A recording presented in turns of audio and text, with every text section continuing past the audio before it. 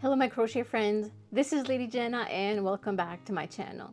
Today we're going to be looking at the pattern called Waffle Rib. This crochet pattern creates a waffle-like appearance. It's made with half double crochets. It's mostly done in projects like sweaters, scarves, dishcloths because it provides a thick and cushy texture. This waffle rib pattern is mostly made of half double crochet that you crochet in the front loop and the back loop of your work. So let me just show you. This is the waffle rib pattern. This is how it looks like. I'm going to be using a medium 4 weight yarn with a 4mm crochet hook. We're going to start off with a slip knot,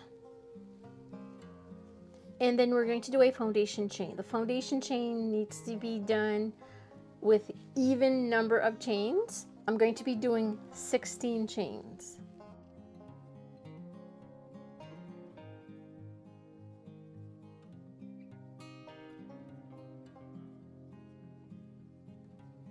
Make sure that your chain is not too tight, and I'm going to be working with the back bumps of my chain and not the loops next to it, but the back bumps. But it's up to you. So we're going to start off with our first half double crochet. We're going to yarn over and we're going to go into the third back bump, and then you're going to yarn over, pull through your back bump, and yarn over, pull through all 3 loops, and you continue yarn over into the back bump, yarn over, pull through, and then yarn over, pull through all 3, yarn over into the back bump, yarn over, pull through, and yarn over, pull through all 3 loops, and you do this till the end of your row.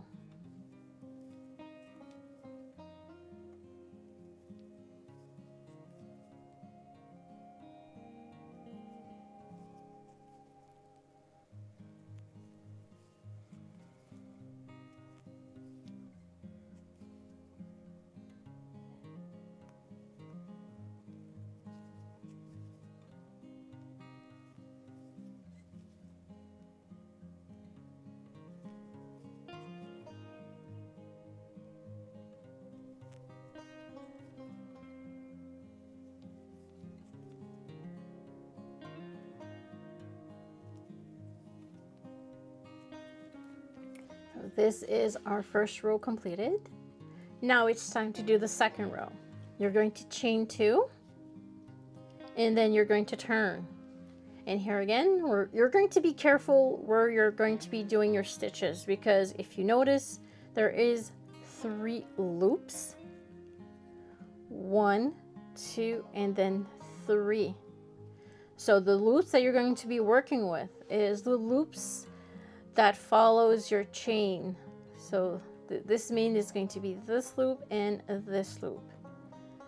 This will be your back loop, and this will be your front loop. And this loop right here, you're not going to touch for now. So back loop and then front loop, because this follows your chain. So basically, you're going to alternate. You're going to create a half double crochet in the back loop of the first loop of this first stitch. And in the second stitch, you're going to be using the front loop. In the third stitch, the back loop, and then the front loop, the back loop, and the front loop. And when you turn, you're going to be doing the same thing. So let's do this. So yarn over. Now we're going to start. You can start with the front loop if you want to. It depends, but always start with the same. If you're going to start your row with the front loop, continue starting your row with the front loop. In my case, I like starting the row in the back loop. So let's do that. So into the back loop,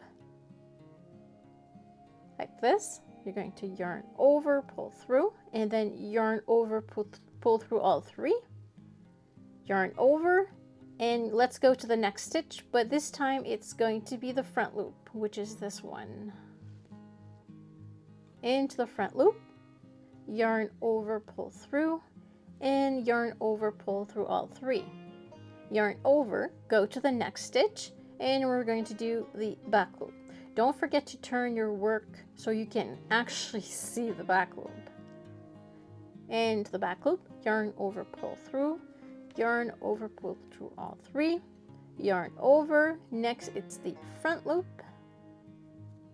this, yarn over, pull through, yarn over, pull through all three, yarn over, go to the back loop, yarn over, pull through, yarn over, pull through all three, and you continue. You alternate front loop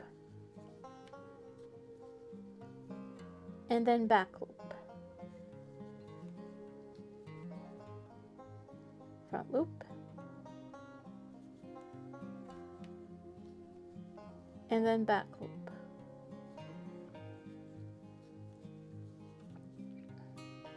front loop and then back loop, front loop and then back,